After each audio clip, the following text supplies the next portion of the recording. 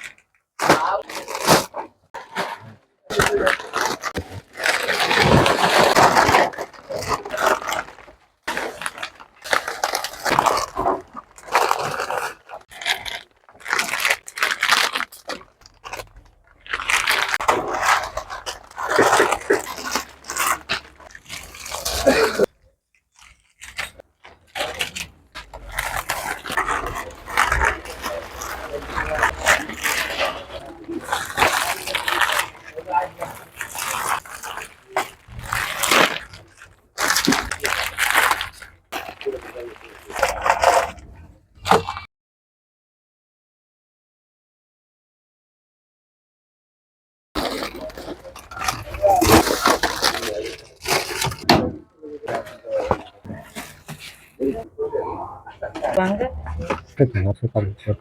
ওটা উপরে দিস, এটা রাখ।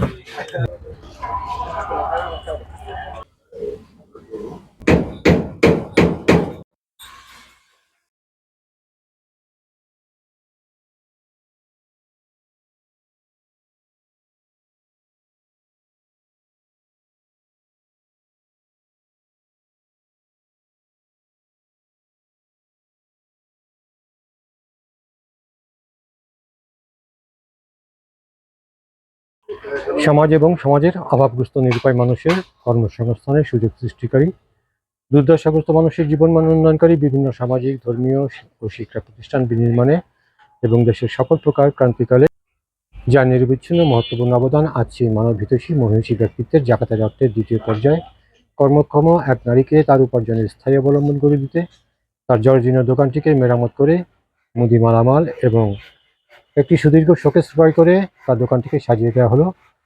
উল্লেখ্য যে দুঃখ দারিদ্রতায় নিপতিত এ নারী আর্থিক অসচ্ছলতার কারণে একটি জরাজীর্ণ দোকানে কয়েক পেয়ালা চা বিক্রি করতেন, যে আয়ে তার জীবিকা নির্বাহ ছিল খুবই দুঃসহ।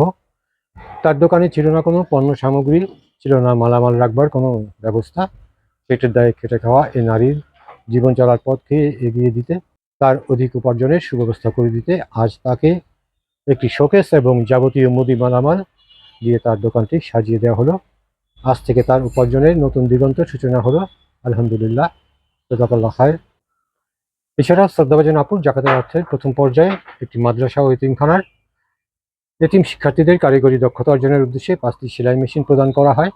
আজ দ্বিতীয় পর্যায়ে এক দুর্দশাগ্রস্ত কর্মক্ষম নারীকে জীবিকার স্থায়ী একটি অবলম্বন করে দিতে তাকে নিত্য প্রয়োজনীয় মুদি মালামাল এবং মালামাল সামগ্রী প্রদর্শনের জন্য একটি শোকেস প্রদান করা হলো এবং আরও বহু সংখ্যক সহায়তামূলক কার্যক্রম পর্যায়ক্রমে সুসম্পন্ন করা হবে ইনশাল্লাহ। জাকাত একটি আরবি শব্দ যার আবিধানিক অর্থ পরিশুদ্ধকরণ, পবিত্র করা, বৃদ্ধি পাওয়া, বরকত পাওয়া ইত্যাদি। জাকাত আদায়ের পূর্বে তা আল্লাহর সন্তুষ্টি অর্জনের জন্য এবং সম্পদ পবিত্র করার উদ্দেশ্যে দিচ্ছি, এই নিয়ত করা অপরিহার্য। পরিকল্পিতভাবে জাকাত প্রদান সমাজকে দারিদ্র্যমুক্ত এবং স্বাবলম্বী করতে স্থায়ী একটি ইসলামিক অর্থনৈতিক ব্যবস্থা।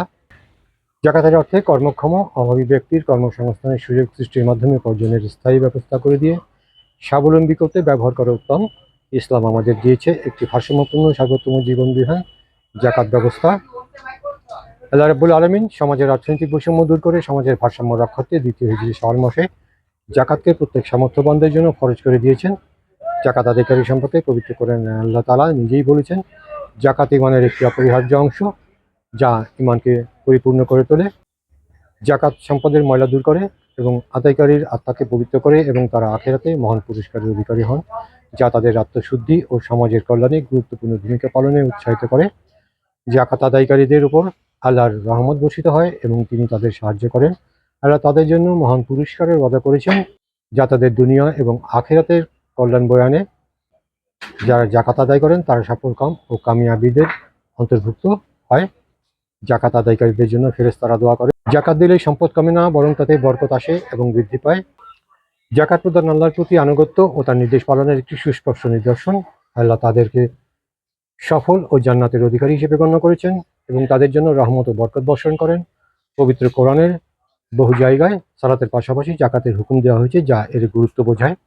একটি হাদিস থেকে জানা যায়, রাসূল সাল্লাল্লাহু আলাইহি ওয়াসাল্লাম জাকাত আদায়কারী ও তার পরিবারের জন্য দোয়া করতেন, হে আল্লাহ, তুমি তার সম্পদকে বৃদ্ধি করো ও তাকে বরকত দাও এবং পবিত্র করে দাও, তাদের উপর রহমত বর্ষণ করো, তাদের জাকাতকে কবুল করো এবং এর বিনিময়ে তাদের উত্তম প্রতিদান দাও, যা তাদের দুনিয়া ও আখেরাতের ভয় ও দুঃখ দূর করে। জাকাত আদায়কারী এবং তার পরিবারকে আল্লাহর পক্ষ থেকে ভয় ও দুঃখ থেকে নিরাপত্তা এবং প্রশান্তি দেওয়া হয় বলে কোরআনে উল্লেখ আছে, যা রাসূল সাল্লাল্লাহু আলাইহি ওয়াসাল্লামের দোয়ার ফল। রাসূল সাল্লাল্লাহু আলাইহি ওয়াসাল্লামের আরেকটি হাদিস থেকে জানা যায়, রোজ কিয়ামতের দিন কঠিন বিপদের সময় আল্লাহ সুবহানাহু ওয়া তাআলা তার জাকাত আদায়কারী বান্দাকে তার আরশের সুশীতল ছায়াতলে আশ্রয় দান করবেন।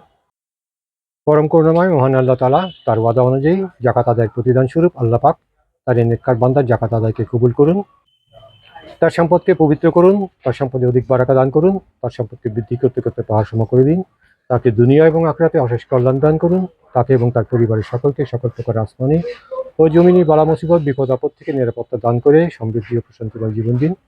মহান আল্লাহ রাব্বুল আলামিন তার জাকাত আদায়কারী নেককার বান্দাকে রোজ কিয়ামতের দিন কঠিন বিপদের সময় তার আরশের সুশীতল ছায়াতলে আশ্রয় দান করুন। আমিন, আল্লাহুম্মা আমিন। আপনার দোকানটি আমরা আল্লাহর যে নেককার বান্দার জাকাতের অর্থে আমরা এই দোকানটি মালামাল এবং শোকেস দিয়ে সাজিয়ে দিলাম। আপনার তো উপকার হয়েছে। আমার অনেক উপকার হয়েছে, সারা জীবন আমি এই কথাটা মনে রাখবো। আমি তার জন্য সারা জীবন দোয়া করবো, যতদিন বাইসে আল্লাহ তার বাঁচায় হোক, তার জন্য সবসময় দোয়া করবো যে আমার এরকম উপকারটা করছে। আমি অসহায় ছিলাম, অসহায়তা আল্লাহ আমার এবং তার পরিবারের জন্য করছে, তার অনেক অনেক ধন্যবাদ। তার পরিবারের সবার জন্য সবার জন্য আমার যে উপকার করছে তার পরিবারের জন্য, তার জন্য সারা জীবন আমি যতদিন বেঁচে থাকবো দোয়া করবো আল্লাহ তার ভালো রাখুক, সুস্থ রাখুক। আমার অসহায়তা, আপনার এই অসহায়ত্ব আমরাও দোয়া করি আপনার জন্য, আল্লাহ পাক আপনাকে স্বাবলম্বী করুক, আল্লাহ তাকে বাঁচাই রাখুক, বেঁচে থাক, সুস্থ রাখুক। আল্লাহ পাক আপনার জন্য দোয়া করি আমরা, যে আপনি নিজের পায়ে দাঁড়াবেন, আপনি জীবন সংগ্রামে জয়ী হয়ে স্বাবলম্বী হয়ে এই নতুন উপার্জনের পথ আজকে থেকে আপনার জন্য উন্মুক্ত হলো। আপনি নিজের পায়ে দাঁড়াবেন, স্বাবলম্বী হয়ে নিজেকে প্রতিষ্ঠিত করবেন। আপনার জন্য আমাদের শুভকামনা অবশ্যই থাকবে এবং দোয়া থাকবে। এবং এই কর্মক্ষম দুর্দশাগ্রস্ত নারীর জন্য জীবনের এই নতুন পথ চালাকে যিনি সাবলীল করলেন, যার অধিক উপার্জনের ব্যবস্থা তিনি করে দিলেন, যার জীবন জীবিকার একটি স্থায়ী অবলম্বন করে দিলেন পরম করুণাময় মহান রব্বুল আলামিন, তাকে তার অশেষ রহমত বরকত অশেষ নিয়ামত দিয়ে পরিপূর্ণতা দান করুন। তাকে এবং তার পরিবারের সকলকে মহান রব্বুল আলামিন ভালো রাখুন, সুস্থ কল্যাণময় রাখুন। তার এই জাকাতকে কবুল করুন। আল্লাহ রাব্বুল আলামিন এবং তার রাসূল সাল্লাল্লাহু আলাইহি ওয়াসাল্লামের ওয়াদা অনুযায়ী মহান রব্বুল আলামিন তাকে এই জাকাত আদায়ের পরিপূর্ণ ফজিলত দান করুন। শ্রদ্ধাভাজন আপুকে আমার এবং এই কর্মক্ষম দুর্দশাগ্রস্ত নারীর পক্ষ থেকে অশেষ কৃতজ্ঞতা। সকলকে আমার শুভেচ্ছা, ধন্যবাদ সবাইকে। আসসালামু আলাইকুম। আসসালামু আলাইকুম।